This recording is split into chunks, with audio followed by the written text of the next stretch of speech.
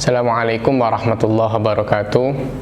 Hamidanillah tabaraka wa ta'ala wa musalliyan wa musalliman ala rasulillah wa ala alihi wa sahbihi wa man tabi'ahum bi ihsan ila yaumiddin, amma ba'du.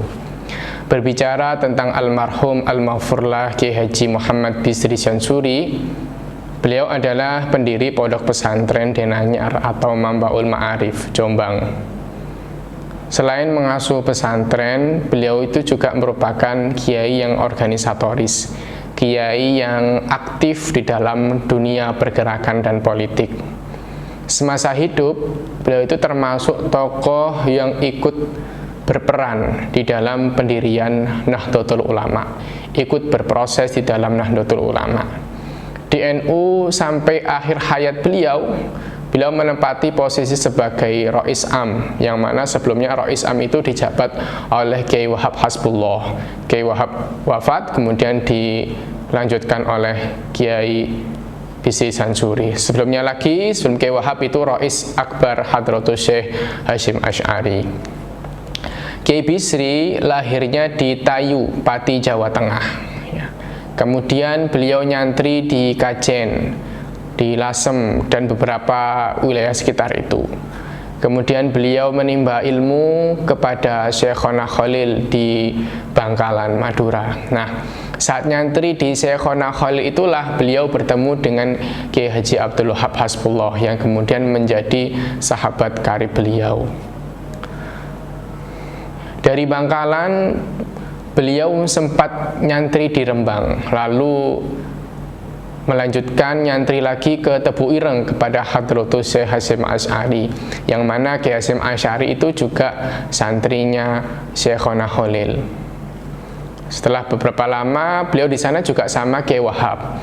Setelah dari Tebu Ireng, Kiai Bisri dan Kiai Wahab ini belajar berangkat ke Tanah Suci Makkah, belajar ke Makkah, berguru kepada ulama-ulama besar di Makkah pada saat itu. Di suatu waktu di Makkah, Kiai Wahab ini menjodohkan adik beliau yang bernama ibunya Hajah Nur Khadijah binti Kiai Hasbullah Said, dinikahkan dengan adiknya beliau, adiknya Kiai Wahab. Sepulang dari Tanah Suci, Kiai Bisri serta keluarganya tinggalnya di Tambak Beras.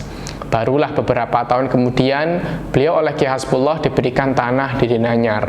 Lalu didirikanlah Pondok Denanyar hingga berkembang sampai saat ini. Sekarang kita kenal sebagai Pondok Pesantren Mambaul Ma'arif.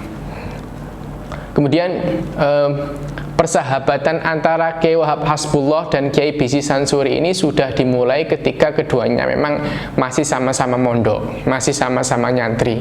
Meskipun saudara ipar, tapi urusan pendapat beliau berdua itu seringkali berseberangan. Mbah Wahab yang ahli usul fikih, selalu mengambil hukum yang paling ringan, yang kesannya itu mudah. Sementara Mbah Bisri yang ahli fikih itu mengambil hukum yang paling berat dan kesannya itu kaku. Ketika ditanya begitu, Mbah Wahab ditanya begitu, alasannya Mbah Wahab dengan santai jawabnya, dikasih yang ringan saja umat ini masih banyak yang tidak melakukan, apalagi dikasih yang berat. Makanya beliau selalu mengambil jalan-jalan yang mudah. Sedangkan alasannya Mbah Bisri, umat ini dikasih yang berat saja itu supaya mereka itu, kalaupun mereka itu meleset, mereka itu masih aman gitu. Jadi beliau itu seringkali berbeda pendapat. Ada beberapa cerita yang pernah saya dengar langsung dari Kiai Haji Abdurrahman Wahid atau Gus Dur, padahal kakek beliau Kiai Bisri. Saya itu pernah menangi beliau hadir haul 2 kali, saat tahun 2006 atau 2007 kalau nggak salah ya. Itu saya masih MTS waktu itu. Waktu itu masih zamannya Kiai Haji Abdul Mujib Shahib. Hal itu yang hadir Gus Dur, terus ada Gus Abbas Fuad dari Buntet. Dan yang kedua tahun 2008, setahun sebelum Gus Dur wafat itu beliau sempat hadir ke haulnya Mbah Bisri. Al-Maghfurlahuma Kiai Bisri Syansuri dan Kiai Wahab Hasbullah itu dua orang yang sangat erat kedekatannya ya. Kiai Wahab sebagai Rais Am Nahdlatul Ulama dan Kiai Bisri sebagai wakil Rais Amnya. Nah, meskipun keduanya sangat dekat, ya, seperti yang saya katakan tadi, Kiai Wahab dan Kiai Bisri itu bukan berarti selalu sama pendapatnya, tapi ya, seringkali berbeda pendapat. Ini diceritakan oleh Gus Dur sendiri.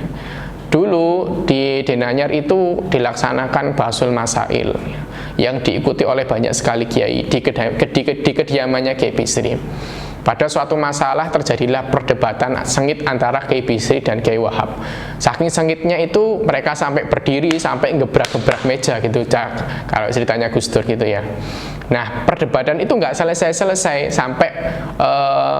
sampai datangnya waktu duhur. Nah, ketika sudah masuk waktu duhur itu Kiai Bisri itu langsung ke sumur, langsung nimba air.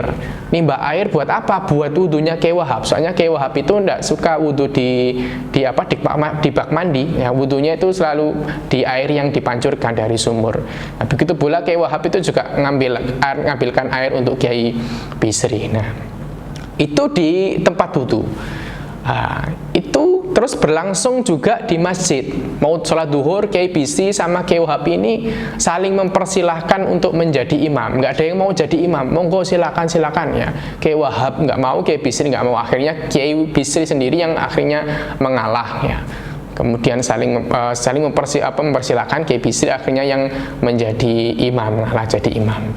Nah, begitulah ya. Meskipun kadang mereka berdua itu pendapatnya berbeda, tapi Kiai Bisri dan Kiai Wahab, Kiai Bisri sangat menghormati, saling menjaga adab ya, sangat menghormati Kiai Wahab ya. Nggak pernah Kiai Bisri itu berjalan sejajar dengan Kiai Wahab. Beliau itu selalu agak mundur sedikit karena beliau itu ya gurunya Kiai Bisri, juga kakaknya ya, dan beliau sebagai Rais Am di organisasi Nahdlatul Ulama. Nah, hal ini merupakan juga ajaran dari guru Hadratus Syekh Kiai Haji Muhammad Hasyim Asy'ari. Bahkan Kiai Hasyim Asy'ari dengan Kiai Bisri sendiri itu juga pernah berbeda ya. Padahal Kiai Bisri dengan Kiai Hasyim Asy'ari ini besan ya, besan. Setelah itu ya, abahnya Gus Dur, Kiai Wahid Hasyim dengan Bunyai Sholihah binti Kiai Muhammad Bisansuri. Nah, jauh sebelum itu Kiai Wahab dan Kiai Bisri itu melakukan Ru'yatul Hilal bersama-sama buat menentukan 1 Syawal. Kiai Bisri melihat bulan, sedangkan Kiai Hasyim itu tidak melihatnya. Nah, setelah itu Kiai Hasyim tidak melihatnya, maka beliau mempersilahkan Kiai Bisri untuk supaya besoknya hari raya saja ya. Besoknya berhari raya. Akhirnya besoknya Kiai Bisri melaksanakan sholat id, Kiai Hasyim Asy'ari tidak.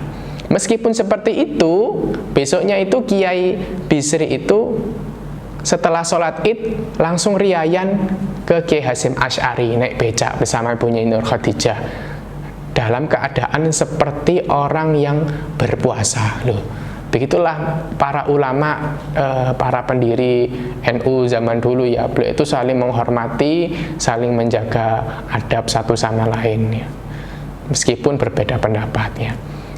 Itu sedikit cerita yang pernah saya dengarkan dari Gus Dur langsung. Mudah-mudahan kita bisa meneladani akhlak-akhlak beliau, kita juga bisa meneladani semangat beliau di dalam memperjuangkan Islam, memperjuangkan Indonesia, memperjuangkan Nahdlatul Ulama, dan kita mendapatkan limpahan barokah dari beliau. Amin ya rabbal alamin.